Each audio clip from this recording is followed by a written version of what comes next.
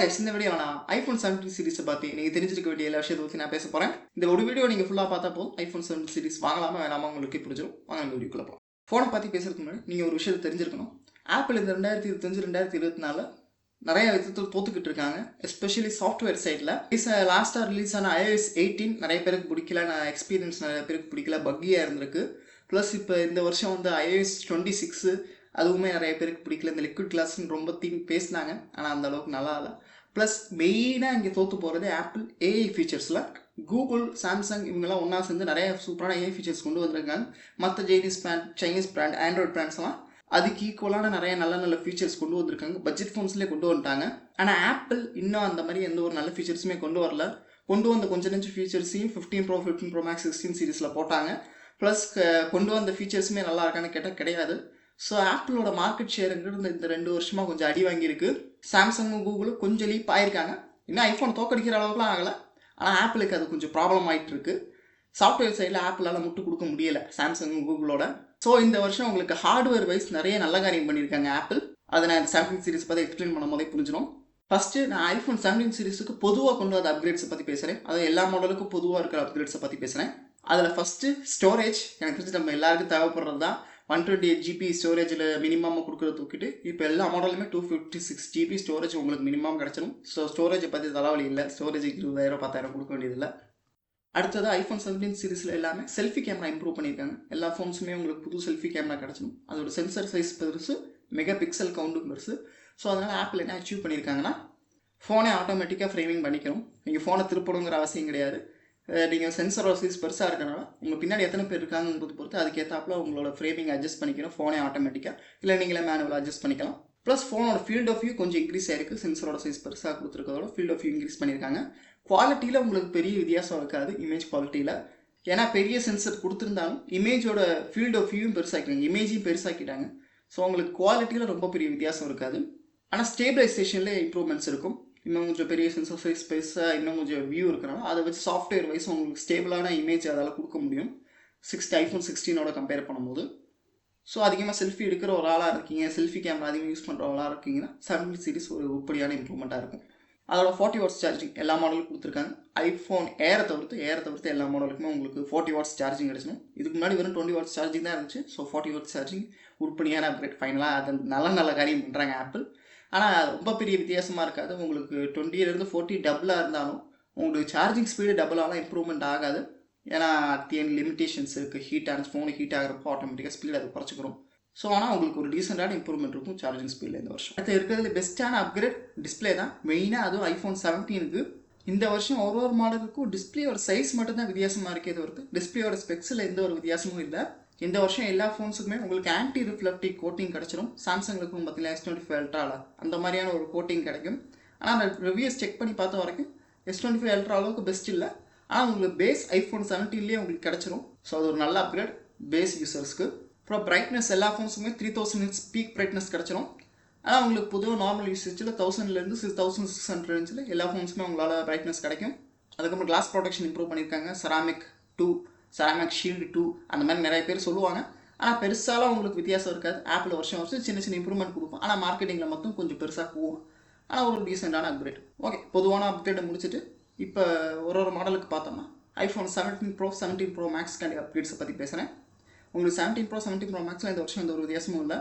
சில வருஷங்களில் கொஞ்சம் வித்தியாசம் கொடுப்பாங்க. லைக் நீங்கள் 15 Pro Max எடுத்தீங்கன்னா அதில் சில வித்தியாசம் இருக்கும். ஆனால் இந்த வருஷம் அந்த மாதிரி எதுவுமே பண்ணலை. நீங்கள் 17 Proக்கும் 17 Pro Maxக்கும் சைஸும் பேட்டரியோட கெப்பாசிட்டி மட்டும் தான் வித்தியாசம். ப்ரோ மாடலே பெஸ்ட்டான அப்கிரேடுன்னு சொல்ல போனால் டிசைன் தான். இந்த டிசைன் எல்லாருக்குமே பிடிக்காது. அதுவும் புதுசாக இந்த ஆரஞ்சு கலர் கொடுத்துருக்காங்க, ஒரு பிளாக் கலர் கூட கொடுக்காம. எல்லாருக்குமே அந்த கலர் பிடிக்காது. அதோட எல்லா ட்ரெஸ்ஸுக்குமே அந்த ஆரஞ்சு கலர் எனக்கு தெரிஞ்சு செட் ஆகாது. ஆனால் எனக்கு பர்சனலாக அந்த டிசைன் ரொம்ப பிடிச்சிருக்கு. உங்களுக்கு மேபி பிடிக்காமல் இருக்கலாம். ஆனால் ப்ராக்டிக்கலாக பார்த்தோம்னா அந்த டிசைன் ஒரு நல்ல அப்கிரேட். இப்போ அந்த கேமராவை சுற்றி ஒரு ஐலேண்ட் மாதிரி டிசைன் கொடுத்துருக்காங்களா, அது ஆப்பிள் என்ன சொல்கிறாங்கன்னா டைனாமிக் பிளாட்டோ அந்த மாதிரி ஏதோ பேர் சொல்கிறாங்க. அந்த டைனாமிக் பிளாட்டோவை சுற்றி உங்களுக்கு ஆண்டனா கொடுத்துருக்காங்க.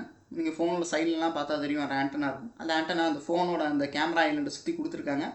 ஆண்டனா பெருசாக கொடுத்தனால என்ன போகுதுன்னா சிக்னல் ஸ்ட்ரென்த் நல்லாயிருக்கு. நான் ரிவ்யூஸ் செக் பண்ணி பார்த்த வரைக்கும் 16 Pro Maxை விட 17 Pro Max அதிகமான சிக்னல் கேப்சர் பண்ணுது.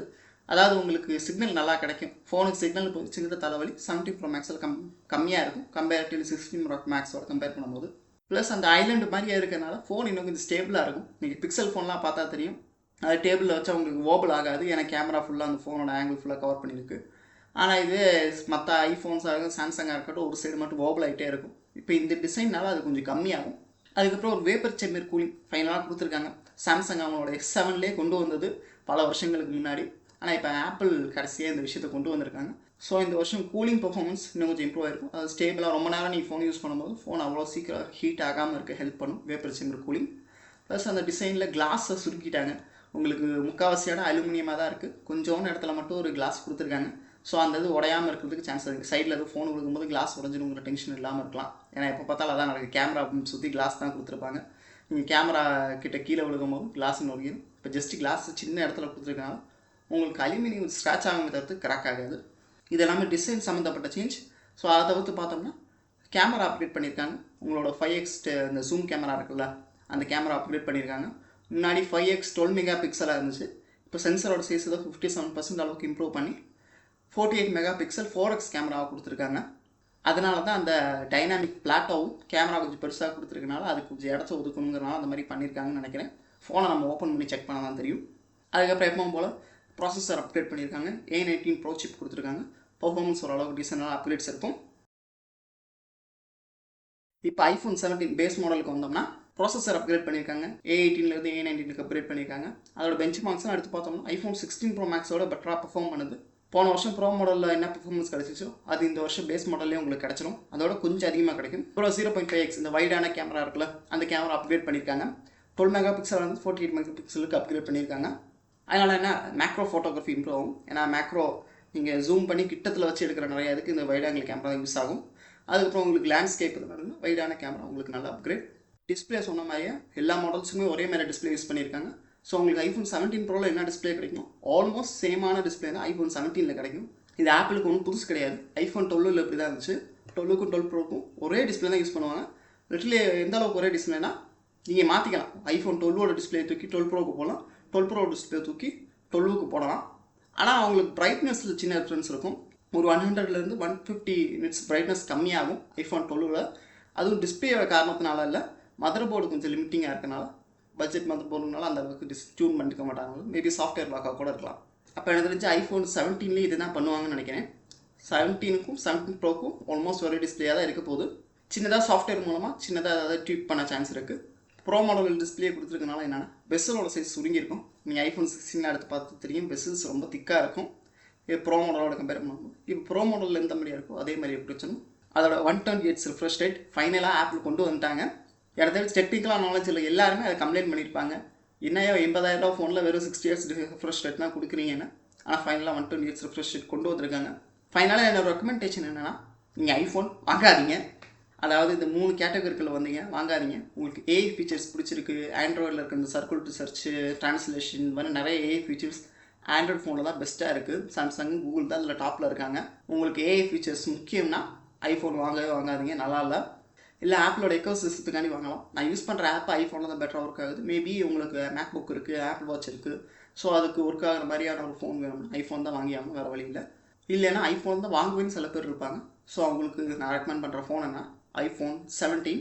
இந்த வருஷம் iPhone 17 உண்மையிலே நல்லா இருக்குது. பேஸ் மாடலே 256 GB ஸ்டோரேஜ் கிடச்சிடும். உங்களுக்கு ப்ரோ மாடல் என்ன இருக்கோ அதே மாதிரி டிஸ்பிளே உங்களுக்கு கிடச்சிடும். பர்ஃபார்மன்ஸுமே உங்களுக்கு 16 Pro Max அளவுக்கு இருக்குது.